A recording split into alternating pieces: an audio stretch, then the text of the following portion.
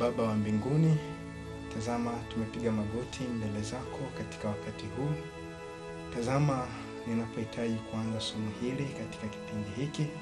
Nipatie Roho yako Mtakatifu aweze kuniongoza yale ambayo nitaweza kuwakilishia wale wote ambao watakuwa wanatutazama katika chaneli yetu. Ukawabariki na kuwatia nguvu katika somo hili, ili siku moja tukaweze kuulisi ufalme ambao umetuandalia na kukulaki mawinguni siku tutakapokuja. Hatuna mengi ya kuomba, uweze kuwa nasi katika kipindi hiki. Tunaomba kwa imani kupitia kwa jina la Yesu. Amina. Nipende kuwakaribisha katika somo hili muhimu ambalo leo Mungu ameweza kupenda tuweze kujifunza maneno yake matakatifu ambayo yanatuandaa kwa ajili ya kumpokea Bwana wetu Yesu Kristo atakapokuja mara ya pili akionekana katika mawingu ya mbinguni. Wakati huu nipende kuwakaribisha katika masomo ya wakati huu. Lakini kabla tujaendelea na masomo, nipende kujitambulisha. Kwa majina naitwa Nuru Samson Kanubo, natokea mkoa wa Tabora, lakini ni mzaliwa wa mkoa wa Kigoma. Ni mwinjilisti kutoka katika kanisa la Wanamatengenezo Tanzania, ambao tuna imani ya kuamini kwamba Bwana Yesu anakaribia kurudi. Lakini tunaamini mambo mbalimbali ambayo Mungu ameweza kututelemshia kwa ajili ya kufikishia ulimwengu wetu wa siku za mwisho. Wakati huu tunasoma mbele yetu ambalo nimelipatia kichwa kinachosema uasi wa wachungaji. Somo linasema uasi wa wachungaji. Tunapozungumzia uasi wa wachungaji, lazima tuweze kuelewa nini maana ya uasi. Uasi kwa mjibu wa Biblia takatifu, uasi ni uasi wa sheria. Dhambi matokeo yake yanakuja baada ya uasi wa sheria. Leo tutajifunza vipengele vinne tu. Kipengele cha kwanza kinasema wachungaji ni akina nani. Tuwatazame kwanza wachungaji ambao wameasi. Lakini tutaangalia kazi ya wachungaji, pia tutaangalia uasi wa wachungaji na hatima ya wachungaji. Tutakuwa na mambo manne ya kujifunza. Swali la kuweza kujiuliza, wachungaji ni akina nani? Kwa mjibu wa kitabu cha Waefeso, ni wahudumu ambao Mungu amewaweka kwa ajili ya kuliongoza kanisa duniani. Soma pamoja nami kitabu cha Waefeso sura ya 4 fungu la 11 na la 12 ili tuweze kufahamu maana ya wachungaji. Mungu kuwaweka wachungaji katika kanisa, wana kazi gani ya kufanya, lakini maana ni nini? Yani ni akina nani wachungaji?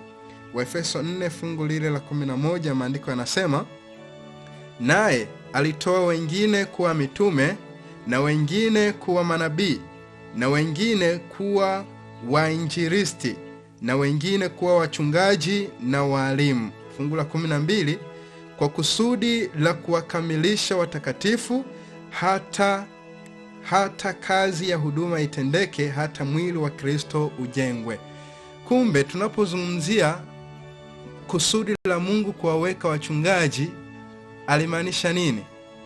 Kusudi la kwanza ni kuwaweza kuwakamilisha watakatifu hata kazi ya kanisa iweze kuendelea. Hilo ndilo kusudi la kwanza la kila mchungaji, la kila mhudumu, la kila wainjilisti, kuwakamilisha watakatifu, kuwaongoza. Kwa kazi ya mhudumu, kazi ya wachungaji ni kuwaongoza washiriki na kuliongoza kanisa kiujumla. Katika kitabu cha Ellen G. White, nabii wa Mungu, kitabu cha Letters and Manuscripts 21A mwaka 1894 aya ya 12, maandiko yanasema, wote wanaoshikilia neno la uzima watakuwa na sehemu ya kutenda katika kazi, hata wawe mitume, manabii, wainjilisti, wachungaji au walimu, wote wanapaswa kufanya kazi pamoja kwa kusudi la kuwakamilisha watakatifu, hata kazi ya huduma itendeke, hata mwili wa Kristo ujengwe. Neno la Bwana linatuonya likisema, wote ambao wanashikilia neno la uzima, yani wachungaji, yani wainjilisti, hata waweje, wawe mitume, wawe manabii, wawe wainjilisti au walimu, wote wanapaswa kufanya kazi pamoja, yani umoja katika kutenda kazi. Kwa hiyo kusudi la Mungu kuwaweka viongozi wa kanisa, wachungaji, wainjilisti, ni kusudi ambalo amepanga kuwa wote kwa pamoja waungane katika kazi kuwakamilisha watakatifu, hata mwili wa Kristo ujengwe, yani umoja wa kanisa. Kitabu cha Testimony for the Church, yani shuhuda kwa kanisa, gombo la 6, ukurasa wa 40 aya 4, maandiko yanasema, andiko hili linatoa program kubwa ya kazi ambayo inaweza kuletwa katika mikutano yetu ya makambi. Zawadi hizi zote zinapaswa kuwa katika mazoezi, yani uzoefu. Kila mtenda kazi mwaminifu atahudumu kwa ajili ya kuwakamilisha watakatifu. Kama ambavyo tunavyoona kwamba andiko hilo linatoa mwongozo mkubwa wa kutenda kazi. Kumbe kila mtenda kazi ambaye ni mwaminifu atahudumu kwa ajili ya kuwakamilisha watakatifu. Tunapaswa tuweze kutenda hivyo, wachungaji, wainjilisti, kazi ambayo Mungu ametupatia kwa ajili ya kuwakamilishia watakatifu wokovu. Huo ndio mwongozo wa Mungu kuliweka kanisa katika uongozi. Kitu kingine ambacho tunapaswa tuweze kukitazama, ni kazi ya wachungaji. Kazi ya wachungaji ni ipi? Baada ya kuona kuwa kusudi la Mungu kuwaweka viongozi ni kuliongoza kanisa katika hatua za ukamilifu, lakini tutazame tuone kazi ya wachungaji. Katika kitabu cha Yeremia 23 fungu la 4, mtu wa Mungu aliandika juu ya kazi ya wachungaji wa Israeli ambao Mungu aliwaweka kwa ajili ya kuwaongoza watu katika kuyatenda mapenzi ya Mungu.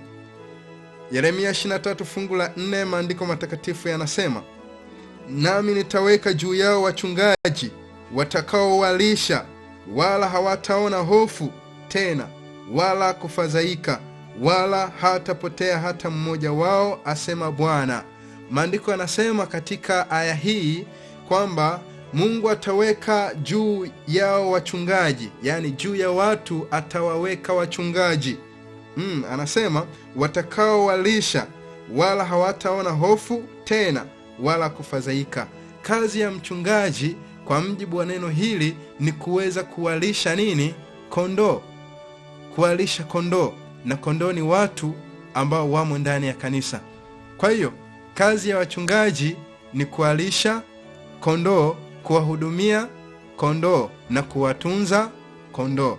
Zaburi, tunaye mchungaji mkuu ambaye ni Mungu, ambapo wachungaji wote kama watajinyenyekeza mbele ya mkuu wa wachungaji ambaye ni Mungu, watapata faida kubwa ya kiroho katika kulitunza kanisa lake. Mungu huliongoza kanisa lake. Zaburi 23 fungu la 1, Mungu kama mchungaji mkuu anasema kama ifuatavyo. Zaburi 32 fungu la 1, Zaburi 23 fungu lile la 1 na kuendelea. Maandiko yanasema, Bwana ndiye mchungaji wangu, sitapungukiwa na kitu. Katika malisho ya majani mabichi hunilaza, kando ya maji ya utulivu huniongoza. Huniuhisha nafsi yangu na kuniongoza katika njia za haki kwa ajili ya jina lake. Kumbe Bwana ndiye mchungaji mkuu, tena ni mchungaji wetu. Maandiko yamesema hivyo. Hatutapungukiwa na kitu kama tutakuwa na mchungaji mkuu. Mchungaji wetu atatuhudumia katika kuenenda katika kunywa maji, yani katika njia za haki atatuongoza, katika majani mabichi atatulaza. Mchungaji ni mfano wa mchungaji ambaye anaongoza kondoo wa malisho kuwapeleka sehemu za malisho na kuwapeleka sehemu za maji na kuwalaza katika mazizi yao. Hivyo hivyo Mungu wetu wa mbinguni anasema yeye ndiye mchungaji mkuu, tena ni mchungaji mwema ambaye anatulaza katika majani mabichi. Kwa hiyo Mungu anapaswa kuwa mfano wa wachungaji wote kutenda kazi kama ambayo Mungu anaitenda kwa watu wake. Kitabu cha Yohana 21 fungu la 15 mpaka fungu la 17. Katika kitabu hiki cha Yohana 21 fungu la 15 mpaka fungu la 17 panaeleza kisa kimoja cha Kristo alipokuwa pamoja na wanafunzi wake katika kikao cha mwisho baada ya Yesu kufufuka na kuwasihi wanafunzi wake juu ya kulitunza kanisa. Jukumu ambalo Mungu alimpatia Petro linapaswa kuwa jukumu ambalo wachungaji na wainjilisti kulishikilia sasa, wajitoe kwa Kristo kwa ajili ya kazi hiyo ambayo Mungu amewapatia. Yohana 21 fungu la 15. Baada ya kisa hiki tutaenda kuangalia wasi wa wachungaji. Yohana 21:15. Maandiko matakatifu yanasema, basi walipokwisha kula, Yesu akamwambia Simoni Petro, je, Simoni wa Yohana, wewe wanipenda kuliko hawa? Akamwambia, naam Bwana, wewe wajua ya kuwa nakupenda. Akamwambia, lisha wana kondoo wangu. Akamwambia tena mara ya pili, Simoni wa Yohana, wanipenda? Akamwambia, ndiyo Bwana, wewe wajua kuwa nakupenda. Akamwambia, chunga kondoo zangu. Akamwambia mara ya tatu, Simoni wa Yohana, wanipenda? Petro alihuzunika kwa vile alivyomwambia mara tatu, wanipenda? Akamwambia, Bwana, wewe wajua yote, wewe watambua ya kuwa nakupenda. Yesu akamwambia, risha kondoo zangu. Haya ni maswali ambayo Kristo alimuuliza Petro kuhusiana na upendo wake, kwamba je, Petro wa Yohana, wanipenda kuliko hawa? Petro akajibu, ndiyo Bwana, nakupenda. Lakini Yesu akamwambia alishe kondoo zake. Kama tulivyoona katika Zaburi 23 fungu la kwanza kwamba Bwana ndiye mchungaji mwema, katika majani mabichi hunilaza, katika njia za haki huniongoza. Ndivyo ambavyo Yesu Kristo anamwambia Petro, anamkabidhi kazi kubwa kwamba aweze kulisha kondoo. Kitabu cha nabii wa Mungu Ellen G. White, kitabu cha maandiko ya awali, kitabu cha Acts of Apostles, yani matendo ya mitume, ukurasa wa 515 aya ya pili mpaka 516 aya ya kwanza, maandiko yanasema, katika mkutano wa mwisho wa Kristo na wanafunzi wake kando ya bahari, Petro alijaribiwa kwa swali lililorudiwa mara tatu, wanipenda? Alikuwa amerejeshwa mahali pake kati ya wale 12. Kazi yake alikuwa ameteuliwa yeye, alipaswa kulisha kundi la Bwana. Kwa mjibu wa maandiko kutoka katika kitabu cha Ellen G. White Matendo ya Mitume, kinasema kwamba katika mkutano wa mwisho ambao Yesu alifanya na wanafunzi wake, majukumu mazito alikabidhiwa Petro ya kuweza kulisha kundi la Bwana. Anasema, sasa akiwa ameongoka na kukubalika, hakuwa tu kutafuta kuwaokoa wale waliokuwa nje ya zizi, bali alipaswa kuwa mchungaji wa kondoo. Kristo alimtajia Petro sharti moja tu la utumishi. Je, wanipenda? Hii ndiyo sifa muhimu. Ingawa Petro angeweza kumiliki sifa nyingine, lakini bila upendo wa Kristo asingeweza kuwa mchungaji mwaminifu juu ya kundi la Mungu. Kama tunavyoona, kumbe wachungaji, watumishi wa Mungu wanapotenda kazi yao wanapaswa waweze kuwa na nini? Na upendo. Haya majukumu alikabidhiwa Petro ya kuweza kulilisha kundi, sio tu kuwalisha watu walio nje ya zizi, hapana, bali kuwalisha kondoo ndani ya nini? Ya zizi, yani ndani ya kanisa. Majukumu mazito yalikabidhiwa kwa Petro.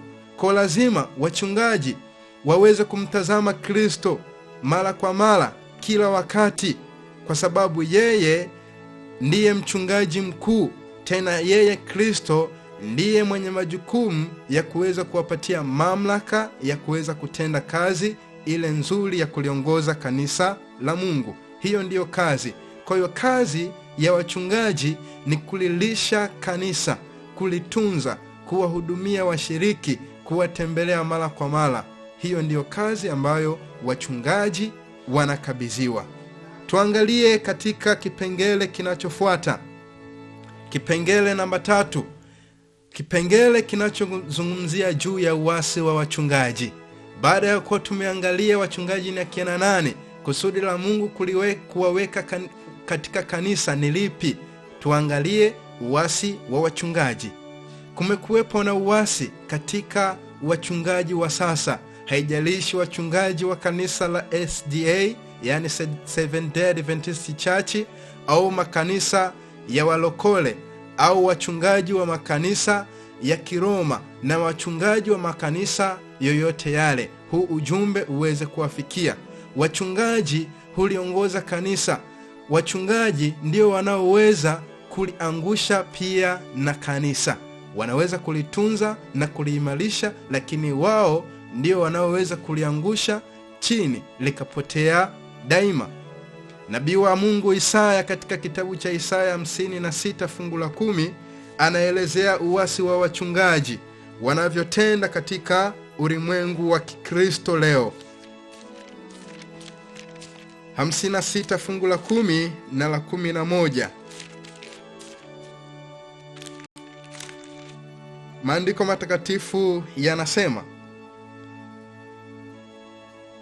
Isaya 56 fungu la 10 na la 11, uasi wa wachungaji ni upi? Sikiliza, anasema, walinzi wake ni vipofu, wote pia hawana maarifa, wote ni mbwa waliobubu, hawawezi kulia, huota ndoto, hulala, hupenda usingizi. Fungu la 11, naam, mbwa hao wanachoyo sana, hawashibi kamwe, na hao ni wachungaji wasioweza kufahamu neno, wote pia wamegeuka upande, wazifuate njia zao wenyewe, kila mmoja kwa faida yake toka pande zote. Nabii wa Mungu Isaya anasema walinzi wake ni vipofu.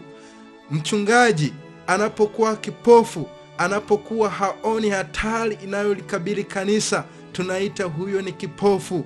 Anasema hivi, wote pia hawana maarifa. Akasema kwamba wote ni mbwa waliobubu, hawawezi kulia, huota ndoto, hulala, hupenda nini? Usingizi. Hao ni wachungaji ambao wameasi.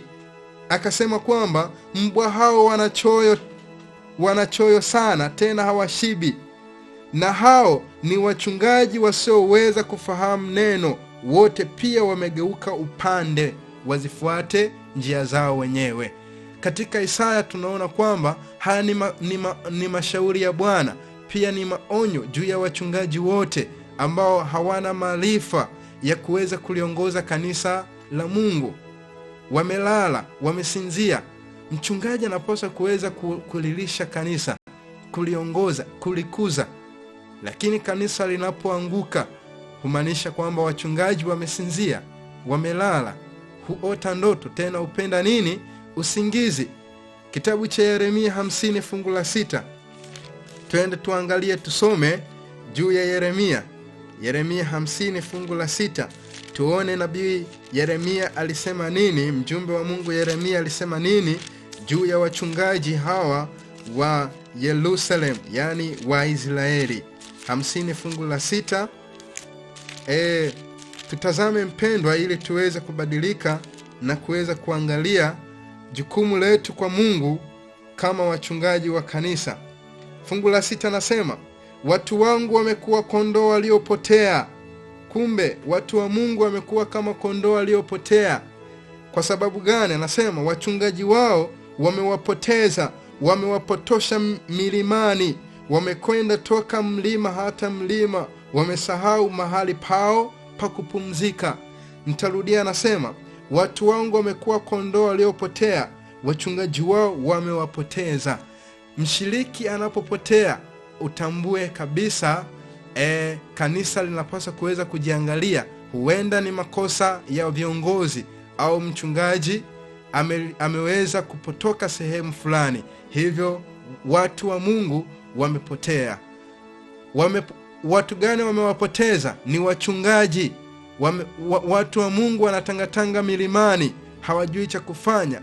Ni wachungaji wameweza kuwapoteza watu wa Mungu.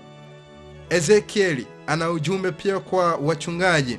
Ezekieli 34. Kabla tujasoma Ezekieli, tusome kitabu cha nabii wa Mungu Ellen G. White, kitabu cha Review and Herald, Mei 18. Kitabu cha Review and Herald, Mei 18 mwaka 1897, aya ya 13. Maandiko yanasema hivi, sikiliza. Wayahudi walidai kuamini sheria, lakini walivunja kila amri yake kwa roho yao ya uasi dhidi ya Kristo. Historia inarudiwa. Wachungaji wa kundi la Mungu wanafanya katika siku hizi yale ambayo viongozi wa Kiyahudi walifanya katika siku zao. Anasema ulimwengu wa Kikristo unapita juu ya ardhi ile ile, kwamba watu wa Mungu tunapita katika ardhi ile ile ambayo Israeli walipita, wachungaji wa Kiisraeli walipita. Uasi walioonyesha taifa la Israeli ndio uasi unaolionyesha kanisa la Mungu leo. Tunapaswa tuweze kubadilika. Uasi walioonyesha viongozi, yani wachungaji, ndio unaoonyeshwa na wachungaji wa Kikristo leo. Ezekieli ana ujumbe gani? Turudi tusome Ezekieli 34 fungu la kwanza na la pili. 34 fungu la kwanza na la pili. Tuangalie maonyo juu ya uasi wa wachungaji. 34 fungu la kwanza na la pili. Neno la Bwana linasema, neno la Bwana likanijia kusema, mwanadamu, toa unabii juu ya wachungaji wa Israeli. Toa unabii uambie, naam, hao wachungaji, Bwana Mungu asema hivi, ole wao wachungaji wanaojilisha wenyewe. Je, haiwapasi wachungaji kuwalisha kondoo? Maandiko yanasema huu ni ujumbe ambao ulimjia nabii Yeremia katika zama zile za taifa la Israeli kusema, je, ole wao wachungaji wanaojilisha wenyewe. Je, haiwapasi wachungaji kuwalisha kondoo? Eti wachungaji, haiwapasi nyie kuwalisha kondoo wa Mungu wanaohangaika? Inawapasa wachungaji kuweza kufanya kazi ya kuwalisha kondoo. Kuwalisha kwa namna gani? Kuwapatia neno la ukweli wa leo. Huu ndio ujumbe wa leo ambao unapaswa kuweza kuwafikia wote ambao wana majukumu ya wachungaji. Kuwalisha kondoo, kuwalisha kondoo na kuwahudumia kondoo, hiyo ndiyo kazi. Fungu la 7 na fungu la 10. Ezekieli 34 fungu la 7 na fungu la 10, maandiko yanasema, basi enyi wachungaji, lisikieni neno la Bwana, kama mimi niishivyo, asema Bwana Mungu, kwa sababu kondoo zangu walikuwa mateka, kondoo zangu wakawa chakula cha wanyama mwitu wote, kwa sababu hapakuwa na mchungaji, wala wachungaji wangu hawakutafuta kondoo zangu, bali wachungaji walijilisha wenyewe, wala hawakuwalisha kondoo zangu. Kwa sababu hiyo Enyi wachungaji, lisikilizeni neno la Bwana. Bwana Mungu asema hivi: tazama, mimi ni juu ya wachungaji, nami nitawataka kondoo zangu mikononi mwao, nami nitawaachisha hiyo kazi ya kuwalisha kondoo, nao wachungaji hawatajilisha wenyewe tena, nami nitawaokoa kondoo zangu vinywani mwao, wasiwe tena chakula chao. Leo wachungaji wanajilisha wenyewe. Leo wachungaji wanajijali wenyewe, hawajali kondoo wa Mungu kuwapatia. Tunazungumzia kuwapatia ukweli wa leo. Tunazungumzia juu ya wachungaji kulilisha kanisa la Mungu la SDA Church juu ya ukweli wa leo. Ndicho ambacho Ezekiel anachomaanisha. Wachungaji walipaswa kuweza kuwahudumia kondoo, lakini wameasi kwa kuacha wachungaji kuwalisha kondoo. Kwa hiyo mchungaji anapoasi, basi ameasi nini? Ameasi au ameacha majukumu yake aliyopewa na Mungu ya kuweza kulilisha kanisa lake, kulilisha kanisa la Mungu, kulilisha kanisa la Mungu. Kwa hiyo Bwana aweze kutusaidia. Bwana aweze kutusaidia. Sasa uasi wa wachungaji. Leo wachungaji wanapenda mishahara kuliko kuusema ukweli. Hicho ndicho kitu cha kwanza. Wanahubiri mafundisho yasiyogusa dhambi. Fuatilia katika makanisa ya leo, hawafundishi ya ukweli wa leo. Wanafundisha mambo laini yenye kupendeza mioyo, ambayo yanawafanya watu waendelee kudumu. Nawaambia, kama ukweli utafundishwa kwa nguvu katika makanisa yote, wale ambao wanaichukia kweli watajitenga, wataondoka wenyewe, kwa sababu hawapendi ukweli ufundishwe katika mioyo yao iweze kubadilika. Wachungaji wa mishahara, Yesu aliwakemea. Yesu aliwapa tahadhari wanafunzi juu ya wachungaji wenye kupenda fedha, kwa sababu wanapenda fedha, hawajali kondoo wa Mungu. Twende soma pamoja nami Yohana mtakatifu, Yohana 10 fungu la 11 mpaka fungu la 12. Yesu alipokuwa akiwa pamoja na wanafunzi aliwafundisha hivi. Yohana 10:11-12, maandiko yanasema, Yohana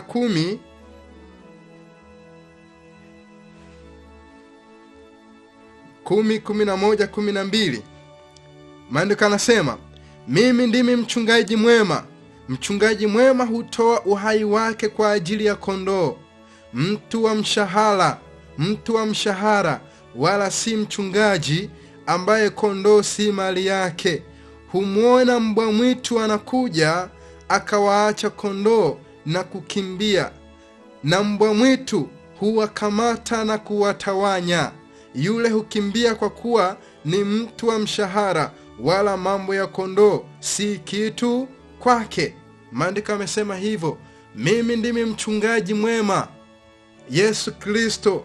Mimi ndimi mchungaji mwema. Mchungaji mwema hutoa uhai wake kwa ajili ya kondoo.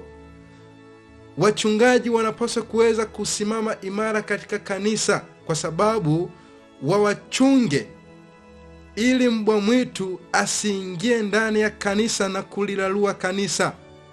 Mbwa mwitu tunaweza kufananisha na nini? Ni wajumbe wa uongo wanaotoka sehemu mbalimbali na kuja ndani ya kanisa, na hatimaye kanisa linapowasikiliza, basi kanisa linapotea, na watu wanapotea kwa sababu ya kuwasikiliza wachungaji wa uongo au mbwa mwitu.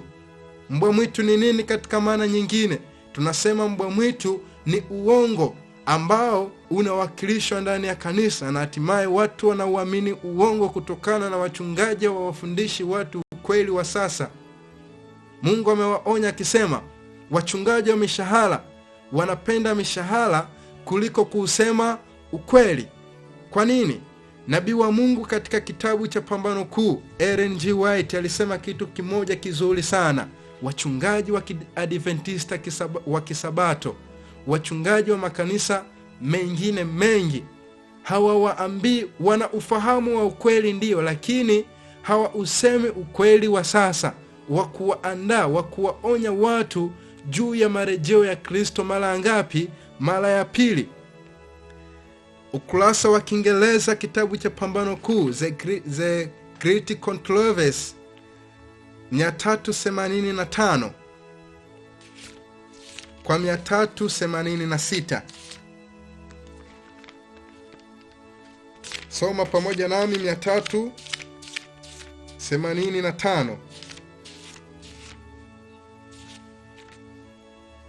385 ukurasa wa Kiswahili ni ukurasa wa 322 aya ya 3. Maandiko yanasema, utaalamu wa dini umekuwa maarufu kwa ulimwengu. Watawala, wanasiasa, wanasheria, madaktari, wafanyabiashara hujiunga na kanisa kwa njia ya kufuatia heshima na kuaminiwa na jamii na kukuza nia yao wenyewe kwa anasa za ulimwengu. Hivyo wanatafuta kuficha udhalimu kwa shughuli zao zote kwa kujidai Ukristo. Madhehebu mbalimbali ya dini husukumwa na utajiri na kwa mvuto wa hawa wanaopenda anasa za ulimwengu ubatizwa. Huzidi zaidi kushindana kwa ajili ya umaarufu na madaraka. Makanisa ya fahari hulembeshwa katika ufahari wa hali ya juu kabisa. Yanajengwa kwenye mitaa maarufu. Waabuduo wanavaa mavazi ya gharama kubwa na mavazi ya kimtindo. Mchungaji mwenye karama ya juu hulipwa mshahara mkubwa kuwaburudisha na kuwavutia watu. Hubiri lake ni lazima lisiguse dhambi za watu zinazopendwa sana, lakini lililofanywa laini la kufurahisha masikio ya siku hizi. Maandiko ndivyo yanavyosema. Leo watu ndani ya kanisa wanakuja wakiwa na katika tabia zao za asili, tabia mbovu, tabia mbaya ambazo zinaonyeshwa ndani ya kanisa. Watu hujilemba kwa mavazi yasiyostahili. Watu wanaingia na mavazi ya kiulimwengu na mitindo ya kiulimwengu, ambayo mitindo hiyo ni mibaya, ambayo haifai kabisa. Kwa nini wachungaji wasemi juu ya mavazi? Ni kwa sababu wachungaji hulipwa, wenye karama kubwa hulipwa pesa nyingi ili waweze kusema uongo, yani kusema maneno laini, kusema mambo yasiyogusa dhambi hizo. Leo unaweza kukuta wasichana, mabinti wanaingia kanisani wamekuwa wakivaa nguo fupi. Kwa leo wanaviita vimini, wakivaa mavazi yasiyostahili. Vijana wamekuwa wakiingia wakivaa mavazi yasiyostahili, mitindo mbalimbali. Mitindo hiyo inanyamazisha roho wa Mungu katika kanisa. Kanisa la Mungu linapaswa kuweza kufahamu hayo. Kanisa la Adventista, tazama matendo katika kanisa hilo. Ni kwa sababu wachungaji wamefanya nini? Wameasi. Wachungaji wameanguka. Huu ujumbe uweze kuwafikia wachungaji wa kanisa leo. Wanafundisha mambo laini yasiyogusa dhambi. Ukweli wa leo haufundishwi. Nabii wa Mungu katika kitabu cha Maandiko ya Awali, ukurasa wa 226 aya ya 3, toleo la pili. Toleo la kwanza utapata ukurasa wa 230 aya ya 3, lakini Kiingereza utapata 228 aya ya kwanza. Nitatumia toleo la pili ambapo ni ukurasa wa 226 aya ya 3. 226 aya ile ya 3. Nabii wa Mungu aliyaona haya. Anasema hivi, aya ya 3, 226. Wachungaji wanahubiri mambo laini ili kuwapendeza wale wenye mioyo ya asili isiyobadilika. Kumbe ndani ya kanisa kuna watu wenye mioyo ya asili isiyobadilika. Kwa wachungaji, ili kuweza kuwapendeza washiriki wa jinsi hiyo, wanafundisha mambo laini yasiyogusa dhambi. Watu wanapaswa waweze kuambia ukweli. Yesu anakuja, muda umekaribia, waweze kujiandaa. Ukweli wa leo wa kuweza kuwaamsha watu waweze kusimama mbele ya hukumu ya Mungu, waweze kusimama, waweze kujiandaa wakati wa kuja kwa Kristo mara ya ngapi? Mara ya pili. Anasema hivi, hawathubutu kumhubiri Yesu na ukweli ukatao wa Biblia, kwa maana kama wakifanya hivyo, hawa wenye mioyo isiyobadilika hawataendelea kuwa kanisani. Kumbe kama wakihubiri ukweli wa leo, kama kanisa litahubiri ukweli wa leo kupitia wachungaji, kupitia wainjilisti, kupitia watu wote wenye ukweli, basi wale wenye mioyo isiyoweza kubadilika, mioyo migumu isiyokuwa ya nyama ya kubadilika, wataondoka kanisani, kwa sababu hawatakubali kuupenda ukweli waweze kubadilika. Wachungaji sasa wanasema mambo laini, ambayo mambo hayo huwafanya waweze kuendelea kuwema kanisani. Kitabu kinachofuata, ukurasa huu, kitabu hiki cha maandiko ya awali, ukurasa sura ya 66. Tutumie sura ya 66. Twende pamoja nami kusoma kitabu hiki cha maandiko ya awali, sura ya 66. Huu ndio uasi wa wachungaji. Uasi wa wachungaji ni kutoku usema ukweli wa leo.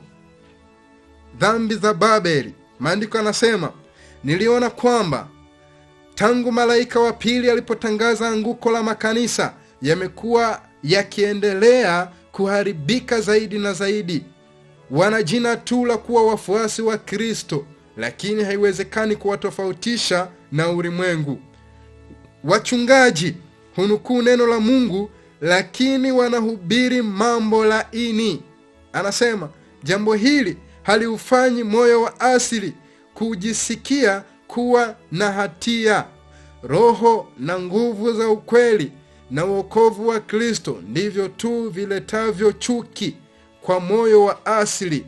Katika huduma zao wenye mvuto kwa watu, hakuna chochote cha kuamsha hasira ya Shetani, wala kumtetemesha mwenye dhambi, au kuufanya moyo wa dhamiri vitambue uhakika wa hukumu inayokuja karibuni. Watu waovu kwa ujumla hufurahia mfano wa utauwa, lakini bila kuwa na utauwa wa kweli, na hivyo watasaidia na kuunga mkono dini ya namna hii. Maandiko yamesema, ujumbe wa malaika wa pili unapaswa uweze kulionya makanisa yote yanayokataa ukweli. Makanisa kwa jina tu ni wa Kristo, ni wa Adventista GC, wameanguka kutokana na wachungaji wao kutouweka wazi ukweli wa leo. Huhubiri wachungaji wananukuu kutoka katika shuhuda za Mungu, maneno laini ambayo hayagusi dhambi za watu. Nikwambie rafiki yangu, hakuna kanisa lililokabidhiwa ukweli wote kama kanisa la Waadventista wa Sabato. Tutajifunza wakati mwingine ukifika, uasi wa kanisa la SDA GC. Tuendelee na uasi kwa wachungaji. Leo nitazungumza na wachungaji. Kitabu cha Ellen G. White, nabii wa Mungu, Testimony for the Church, yani shuhuda kwa kanisa, gombo la kwanza, ukurasa 249 aya ya kwanza. Maandiko yanasema, watu wamelala katika dhambi zao na wanahitaji kupewa tahadhari kabla hawajadhembea katika uvivu wao. Wachungaji wao wamehubiri shuhuda laini, lakini watumishi wa Mungu ambao hubeba ukweli mtakatifu muhimu wanapaswa kupiga kelele na wasiache, ili ukweli uvunje vazi la usalama na ukweli upate njia ya kwenda moyoni. Maandiko yamesema kwamba wachungaji wamelala, watu wamelala katika dhambi zao. Wachungaji wao wanahubiri mambo laini. Mambo laini Mungu ameyakataza. Kila Sabato, maandiko yamesema kwamba kila Sabato inapofika, mhudumu anaposimama asiache kuwaonya watu juu ya marejeo ya Kristo mara ya pili. Masomo yale ambayo yanatungwa yanapaswa iweze kuwa yale ambayo yatatuandaa kwa ajili ya kusimama mbele za Mungu. Kusimama mbele za Mungu, mwanadamu anapaswa simame akiwa mtakatifu. Kwa lazima yalete masomo ambayo yatawasihi wakazi wa ulimwengu, yatawasihi washiriki kuweza kuacha dhambi na kufuata haki yote ya Kristo na kufuata mtindo mzuri wa maisha ya Kikristo leo. Kanisa la SDA GC, kanisa la watu wa Mungu, linapaswa kuwa kanisa tofauti na ulimwengu wote. Rafiki yangu, ninapoenda mwisho wa somo hili, tutaenda kutazama hatima ya wachungaji wanaopenda mishahara pasipo kupenda kuhubiri ukweli. Tutaenda kutazama hatima ya wachungaji ambao hawausemi ukweli, wanahubiri mambo laini. Yeremia anasemaje?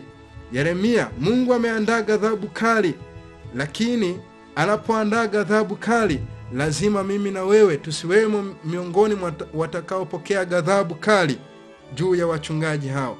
Soma Yeremia 23 fungu la 2. Hatima ya wachungaji ni ipi?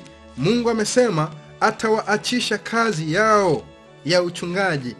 Atawaachisha maana hawafai. Yeremia 23 fungu la 2.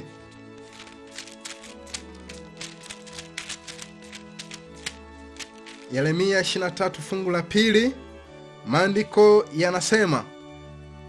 Maandiko yanasema, tuanzie fungu la kwanza ili tuweze kupata mwongozo mzuri. Anasema, ole wao wachungaji wanaoharibu kondoo za malisho yangu na kuwatawanya, asema Bwana. Kwa sababu hiyo Bwana Mungu wa Israeli asema hivi juu ya wachungaji wanaowalisha watu wangu: mmetawanya kundi langu na kuwafukuza, wala hamkwenda kuwatazama.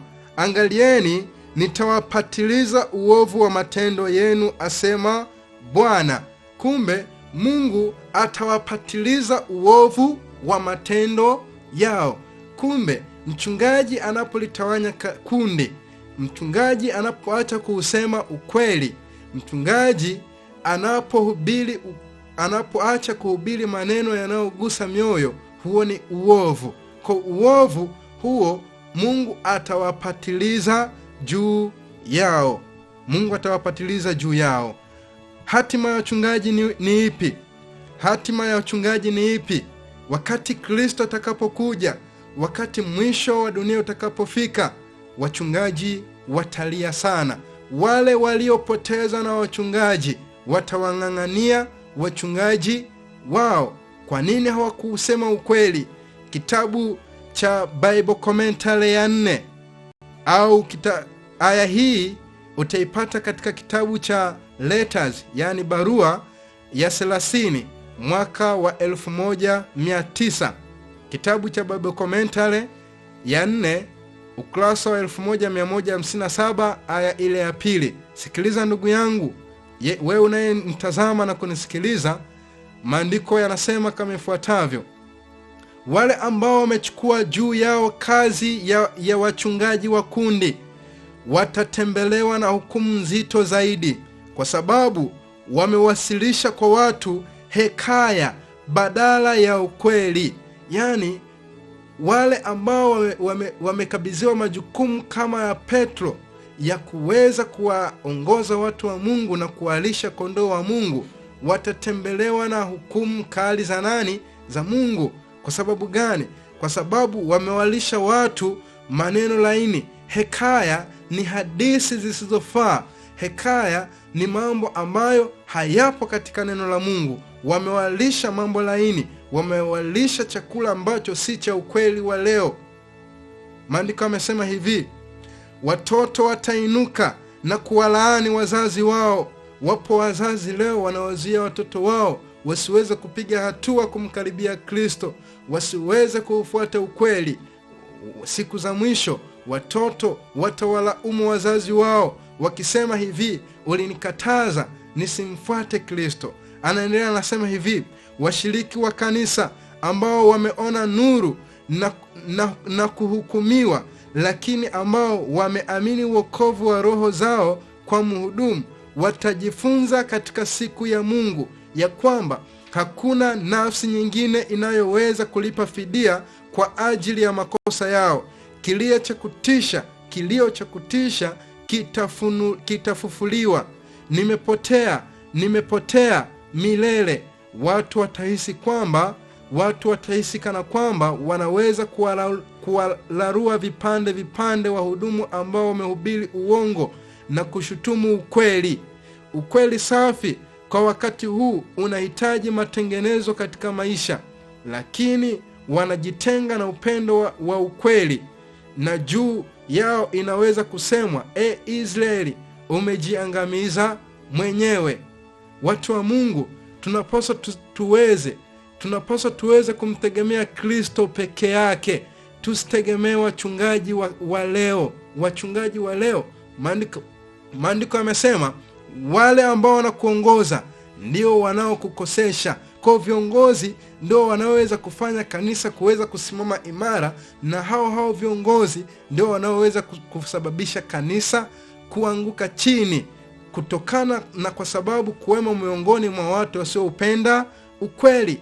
Neno la Bwana li juu ya wachungaji wote ambao wanafundisha maneno laini, juu ya washiriki wote wasioupenda ukweli. Watajiangamiza wenyewe kwa kukataa ukweli. Mungu hata kuhukumu kwa sababu umeukataa ukweli. Mungu hata kuhukumu kwa sababu hukujua ukweli. Mungu atakuhukumu kwa sababu umeukataa ukweli. Maandiko ndivyo yanavyosema. Kwa wachungaji, watoto watawalilia na kuwalaumu wazazi. Wachungaji watalaumiwa na washiriki. Wahudumu watalaumiwa na washiriki kwa sababu hawakusema ukweli wa sasa, hawakusema ukweli wa leo. Kitabu cha Pambano Kuu. Ninapoenda mwisho, rafiki yangu unayeniangalia, unayenisikiliza, Mungu aweze kutubariki pamoja ili tuweze kufikia ukweli wa leo, ukweli ambao ni muhimu, ambao Mungu ametukabidhi. Kitabu cha Pambano Kuu, ukurasa wa Kiingereza ni ukurasa wa 654, 654, lakini Kiswahili ni ukurasa wa 540 aya ya pili.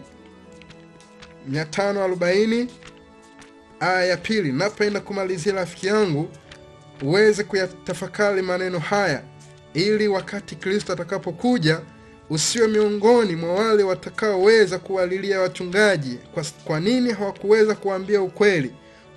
Usiweme miongoni mwa wale ambao hawakukubali kutii maneno ya Mungu, ili uweze kuwa miongoni mwa kundi la watu ambao wataimba wimbo wa Musa na wa mwana kondoo. Ukurasa wa 540 Kiswahili. Pambano Kuu. Pambano Kuu 540. Tusome aya ya pili.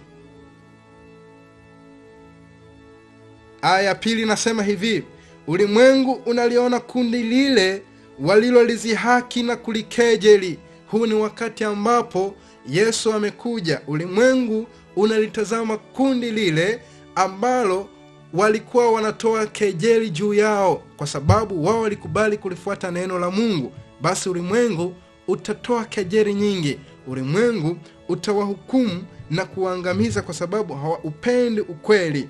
Anasema sio kwa sababu dhambi yao ya kumpuuza Mungu na wanadamu wenzao, bali kwa sababu Mungu ameshinda. Wanalia kwa sababu matokeo yanakuwa jinsi yalivyo, lakini hawatubii uovu wao. Wasingeacha kujaribu kutumia mbinu yoyote ili kushinda kama wangeweza. Ulimwengu unaliona kundi.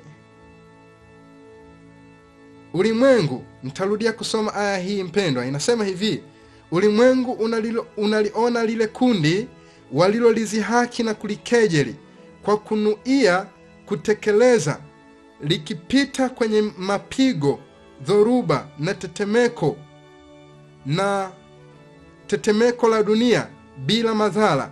Yeye ambaye kwake mvunjaji wa sheria yake ni moto ulao, kwa watu wake ni banda salama. Mchungaji aliyeuacha ukweli ili apendwe na watu, sasa anatambua tabia na mvuto wa mafundisho yake. Ni dhahiri kwamba jicho la mwenye maarifa yote lilikuwa likimfuatilia kila aliposimama kwenye mimbari, kila alipotembea mitaani, kila alipochanganyikana na watu katika matukio mbalimbali ya maisha, kila hisia ya mchomo wa moyo, kila mstari ulioandikwa, kila neno lililotamkwa na kila tendo lililowafanya watu kutulia katika ngome ya uongo. Lilikuwa mbegu iliyotawanywa, na sasa anaona mavuno ya watu wenye huzuni waliopotea wakimzunguka. Mchungaji aliyekuwa akiusema uongo, mchungaji aliyekuwa akiusema ukweli, na baadaye kwa kupendwa na watu akaamua kutafuta kuupenda uongo. Maandiko yamesema kundi lililoweza kutawanyika lilikuwa likimzunguka yeye. Kundi la waovu likimtazama mchungaji, likiwatazama wachungaji waliosema uongo kuwadanganya watu. Maandiko yanasema hivi, Bwana asema wameipokonya jeraha ya binti ya watu kwa juu tu, wakisema amani wakati hapana amani. Leo wachungaji wanahubiri mafundisho, wanafundisha mafundisho wakisema ni amani, kumbe sio salama hata kidogo. Wapendwa, muda umeisha. Maandiko yanaendelea, nasema hivi, ole wao wachungaji. Nitaruka aya inayofuata, inasema ole wao wachungaji wanaoharibu na kuwatawanya kondoo za marisho. Hii imetoka katika Yeremia 23 fungu la kwanza. Aya inayofuata inasema wachungaji na watu wanaona kwamba hawakuwa wamekubali kuwa na uhusiano wa haki na Mungu. Wanaona kwamba walikuwa wamemwasi muumbaji wa sheria zote njema na za haki. Kuachwa kwa amri za Mungu kuliinua maelfu ya machipuko ya uovu, kutoelewana, chuki, udhalimu, mpaka dunia ikawa shamba kubwa sana la vurugu linalozama katika uharibifu. Huu ndio mtazamo ambao sasa unaonekana kwa wale walioukataa ukweli na kuchagua kujifurahisha katika makosa. Hakuna lugha inayoweza kuelezea shauku ambayo waasi na wasio waaminifu wanavyojiona kwa kile walichokuwa wamekipoteza milele, uzima wa milele. Watu wale ambao ulimwengu uliwaabudu kwa ajili ya karama zao na lugha zao za ushawishi, sasa wanayaona mambo haya katika nuru yake halisi. Wanatambua kile walichokuwa wamekipoteza kutokana na uasi, na wanaanguka miguuni mwa wale ambao uaminifu wao walikuwa wana udharau na kukejeli, na kukiri kwamba Mungu alikuwa amewapenda. Mungu anaonyesha yale ambayo yatakuwa, watu ambao watakuwa wakihitaji kuwapenda wainjilisti, watu ambao walikuwa wakiwapenda wachungaji wao waliokuwa wakiwaongoza katika njia za upotofu. Watalia na kugagaa kwa sababu watakuwa wameshindwa. Mungu atakuja na kuwaangamiza kwa sababu hawakuweza kuambiwa ukweli. Wachungaji ambao walisema uongo watakinywea kikombe cha ghadhabu ya Mungu. Aya ya mwisho inasema hivi, watu wanaona kwamba walikuwa wamedanganywa, wanashutumiana wao kwa wao kwa kuongozwa katika maangamizo, lakini wote wanaungana kwa pamoja kurundika mashutumu makali juu ya wachungaji wao. Mwisho, hatima ya wachungaji itakuwa watu waliodanganywa na kuongozwa na wachungaji wasiojitakasa waliosema uongo. Mashutumu hayo ya makundi ambayo yataungana kwa pamoja kwa lengo la kuwashutumu wachungaji. Wanasema hivi, wachungaji wa uongo ambao wamekuwa wakihubiri mambo laini, wamewafanya wasikilizaji wao kuibatilisha sheria ya Mungu na kuwatesa wale ambao wangependa kuitii. Sasa katika hali ya kukata tamaa kwao, walimu hao wanakiri kazi yao ya udanganyifu mbele ya ulimwengu.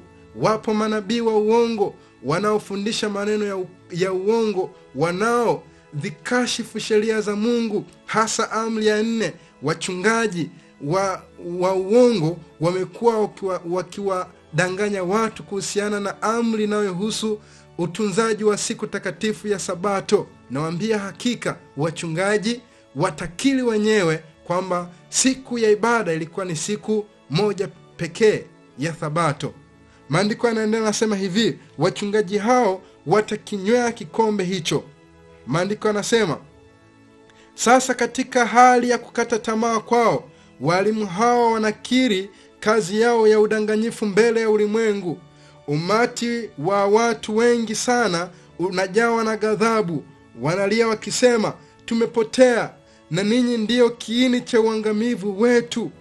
Nao wanawashambulia wachungaji wa uongo. Watu wale ambao mwanzoni waliwapenda sana watawatamkia maneno ya laana ya kuogopesha, lakini maneno hayo mpendwa watayasema wakiwa wamechelewa. Maandiko yanaendelea nasema, mikono ile iliyowavisha mataji ya maua itainuliwa kwa ajili ya maangamizo yao. Mapanga yale yaliyokuwa yawachinje watu wa Mungu sasa yanatumika kuangamiza adui zao. Kila mahali panajaa mapigano na umwagaji wa damu. Siku hiyo mpendwa inakaribia. Wachungaji ambao hawatausema ukweli sasa, hawataamka kuusema ukweli sasa, watakinywea kikombe cha washiriki wao, ambao washiriki walidanganywa na wachungaji hao. Bwana aweze kutusaidia. Huu ni mwisho wa kipindi hiki. Bwana tuongoze, atutie nguvu. Wahudumu wote, wainjilisti wote wasimame imara kusema ukweli hata kama mbingu zishuke. Mungu aweze kuyabariki haya. Mpendwa unayotufuatilia, uweze kututazama na uweze kutufuatilia katika masomo ambayo tunaendelea kuyatoa siku baada ya siku, na Bwana aweze kukubariki. Amina.